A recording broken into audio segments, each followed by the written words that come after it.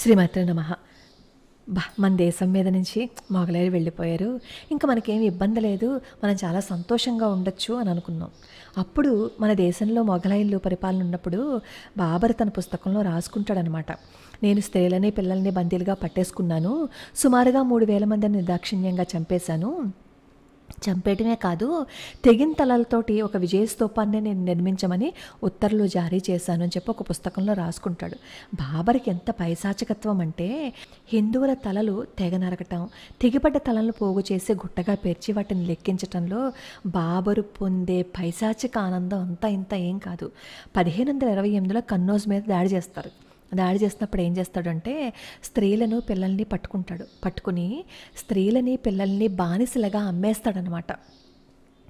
బానిసల సంతానం ఒకటి ఉంటే అక్కడ అమ్మేస్తాడు. అక్కడ కావలసిన స్త్రీలను వాళ్ళు తీసుకువెళ్ళి స్త్రీల మీద వాళ్ళు చేసే అఘాయిత్యాలు అన్నీ ఇన్ని కావు, అవి చదువుతుంటేనే రక్తం ఉడికిపోతుంది. ఇప్పుడు మీరు అనొచ్చు, అప్పుడెప్పుడో జరిగిపోయింది కదండి, మళ్ళీ ఎందుకు ఇవన్నీ తీసుకురావటం, ఇలాంటి మత విద్వేషాలన్నీ రెచ్చగొట్టకండి అని అనొచ్చు. అప్పుడు బాబరు, అక్బరు, షాజహాను వీళ్ళందరూ చచ్చిపోయారని మాత్రమే మనం అనుకుంటున్నాం, కానీ ఆ నీడలు ఇంకా మన దేశంలో ఉన్నాయి. భారతదేశంలో ఒక మహిళా ముఖ్యమంత్రిగా ఉన్న పశ్చిమ బెంగాల్లో హిందువుల పరిస్థితి వింటే రక్తం ఉడికిపోయిందనమాట. పాప ఆ స్త్రీలు ఏం చెప్తున్నారో తెలుసా, సాయంత్రం అయితే మాకు భయం వేస్తుంది బయటికి రావాలంటేనే చెప్పి. ఈ సంఘటన ఎప్పుడో జరగలేదు, మొన్న 9వ తారీఖున ఆ స్త్రీలందరూ ఏ వ్యక్తి అయితే అరాచకాలు సృష్టిస్తున్నాడో ఆ వ్యక్తికి చెందిన ఆస్తులని, ఈ పౌల్ట్రీ షెడ్లని ధ్వంసం చేసి వచ్చేస్తే 144 సెక్షన్ విధించారనమాట. విధించి 16 పంచాయతీల్లో ఇంటర్నెట్ వినియోగాన్ని కూడా నిషేధించేశారు. ఫిబ్రవరి 10న జరిగిందనమాట ఈ నిరసనలు అవన్నీ కూడా. సందేశ్ ఖాళీలో వివిధ ప్రాంతాల్లో ఈ సెక్షన్ని అమలు చేస్తున్నారు. అసలు అక్కడ జరిగిన విషయం ఏంటంటే అక్కడున్న స్త్రీలు మీడియాతో మాట్లాడుతూ చెప్పిన విషయాలు అతి భయంకరంగా ఉన్నాయన్నమాట.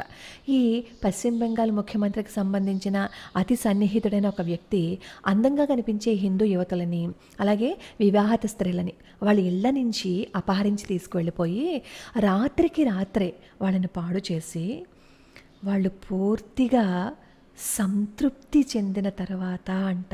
అసలు ఆ మాట వింటుంటే రక్తం ఉడికిపోవటం లేదా? ఎంత అసహ్యకరంగా ఆడపిల్లల్ని చేస్తున్నారో ఒకసారి చూడండి. సంతృప్తి చెందిన తర్వాత మాత్రమే వారిని వెనక్కి ఎలా పంపుతున్నారు అనేదే ఆ భయంకరమైన వార్త అనమాట. ఆ మాటే వాళ్ళు మీడియాలో చెప్పారు.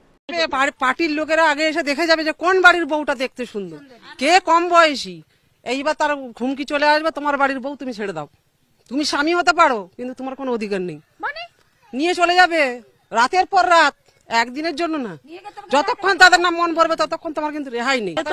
নিয়ে গিয়ে ওই রাখতো পার্টি অফিসে, তারপরে ভোরের বেলায় ছেড়ে.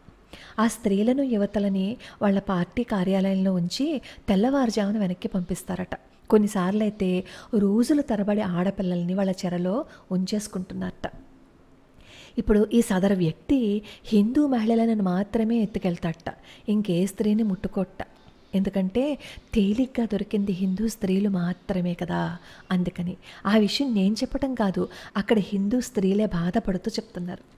అంతేకాకుండా ఆ ప్రాంతంలో వాళ్ళ భూమిని కబ్జా చేసేసి చేపల చెరువులు అవి నడుపుకుంటూ అక్కడ కూలీకి కూడా వాళ్ళకి డబ్బులు ఇవ్వకుండా ఎంతో బాధ పెడుతూ ఉన్నారు. సాయంత్రం అయితే చాలు ఈ హిందూ స్త్రీలు బయటకు రావడానికి భయపడిపోతున్నారట. అంతా అరాచకాలు అక్కడ జరుగుతున్నాయి. ఇతని మీద FIR కూడా నమోదు చేశారు, కానీ ఎవరు ఏం చేయలేకపోతున్నారు. ఎందుకంటే రాజకీయ రక్షణ కవచం ఉంది కాబట్టి అతన్ని ఎవరూ చేయటం లేదు. ఇప్పుడు ఇది మన పక్క రాష్ట్రంలో జరిగింది, ఇది మన రాష్ట్రం వరకు కూడా వస్తుంది. మనం కూడా అక్కడక్కడ చూస్తూనే ఉన్నాం. మన రాష్ట్రం వరకు వచ్చి మన ఇంటి వరకు వస్తే మనం ఏం చేయగలం చెప్పండి? దానికి ఒకే ఒక మార్గం ఏంటో తెలుసా? మన ఇంట్లో ఉన్న మన పిల్లలకి వాళ్ళని వాళ్ళు రక్షించుకునే విధంగా మనం కొన్ని విద్యలని నేర్పించాలి. అలా నేర్పిస్తే వాళ్ళని వాళ్ళు రక్షించుకోవటమే కాదు, ఇంకొక 10 మందిని రక్షించే అవకాశం వస్తుంది. ఎంతసేపు నువ్వు అది చేయకు, ఇది చేయకు, నువ్వు ఆడపిల్లవి, ఇక్కడికి వెళ్ళకు అని మాత్రమే చెప్పటం కాదు, వాళ్ళకి ఎన్ని జాగ్రత్తలు చెప్పాలో అన్ని జాగ్రత్తలు చెప్పాలి. ఎంత సంప్రదాయబద్ధంగా వాళ్ళని మనం తీర్చిదిద్దాలో అంత సంప్రదాయబద్ధంగానూ తీర్చిదిద్దుతూ అవసరమైతే అపర కాళికలా నువ్వు మారిపోవాలి అని ఆత్మరక్షణకి సంబంధించే కొన్ని విద్యలని మనం వాళ్ళకి నేర్పితే మనం వాళ్ళ వెనకాల ఉన్నా లేకపోయినా సరే ఎక్కడైనా సరే వాళ్ళు గెలుచుకుని వచ్చి తీరతారు. ఇప్పుడున్న ఈ ప్రపంచంలో ఆడపిల్లలు సరిగ్గా బ్రతకాలి అంటే ఆత్మరక్షణ విద్యలు మనం పిల్లలకి నేర్పించాలి. చదువు కంటే ముఖ్యం మనం మన పిల్లలకి నేర్పించవలసిన విద్య ఆత్మరక్షణ. పిల్లలకి 5 ఏళ్ళు వచ్చిన దగ్గర నుంచి ఖచ్చితంగా వాళ్ళని వాళ్ళు ఎలా రక్షించుకోవాలని వాళ్ళకి చెప్తూ వాళ్ళ శరీరాన్ని ఉక్కుల్లా తయారు చేసి వాళ్ళని ఏదైనా ఎదిరించగల శక్తిని ఇచ్చినట్లయితే ఇంకా వాళ్ళతో ఎవరు ఉండవలసిన అవసరమే లేదు. అంత అద్భుతంగా ఆడపిల్లల్ని మనం తయారు చేసుకోవాలి.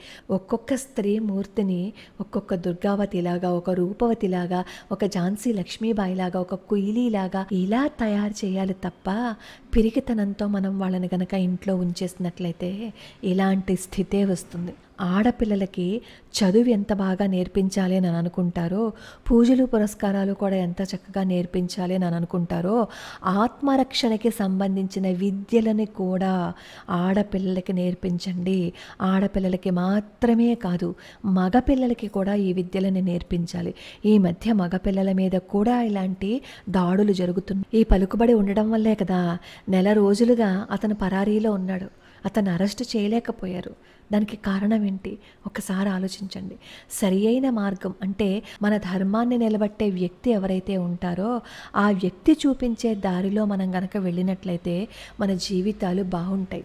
లేదు అంటే ఇప్పుడు పశ్చిమ బెంగాల్లో జరుగుతున్న ఈ దృశ్యాలనే మనం కూడా చూడవలసి వస్తుంది. లోకా సమస్తా సుఖినో భవంతు, సర్వే జనా సుఖినో భవంతు.